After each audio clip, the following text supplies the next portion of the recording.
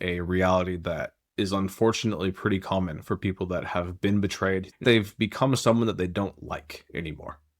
This can happen in a variety of ways. Because of the betrayal, they can become very suspicious when they used to be very relaxed and easygoing. It can make them very reactive and angry and lash out at their partner when they used to be very gentle. And it can make them be just very sad and depressed when they used to be very happy. And some of these are going to be a natural consequence of what happened. Like, yes, you're probably going to be a slightly more skeptical person after being cheated on. The idea that you can still believe that everybody will always love everyone that they've ever loved and they'll never stab anyone in the back. Like, there's this certain naivety that must be let go of. And call that innocence if you want, call it delusion, but it's hard to reclaim that. I personally don't think that it's worth reclaiming, but to each their own. If you want to grieve that part of you being gone, that is completely fine. But what about the parts that aren't necessary to hold on to forever, but they've still happened?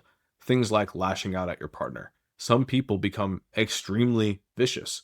They've decided that they're going to try reconciling, and yet staying with that person and seeing them not do the right steps to make things work. They've just gotten meaner and meaner and meaner. And then one day you kind of look in the mirror at yourself and it's like, when did I become so mean? And on the one hand, it's extremely reasonable why it's happened. But on the other hand, you have to start to ask yourself, at what point will I stop going down this path where staying with this person is turning me into someone that I don't want to be?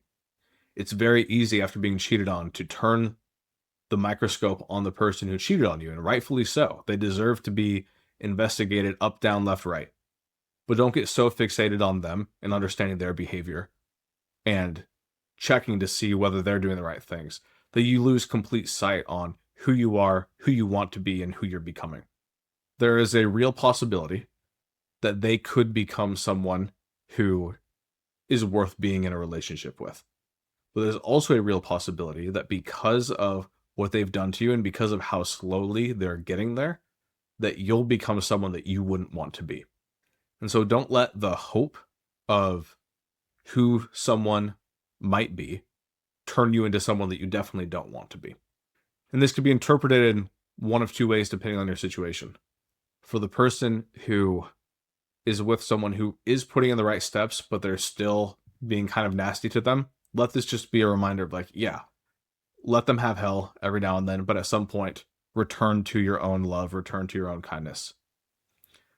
Well, for the second person whose partner isn't putting in the right steps, the question is how soon can you go to make sure that you don't lose any more of yourself in the process?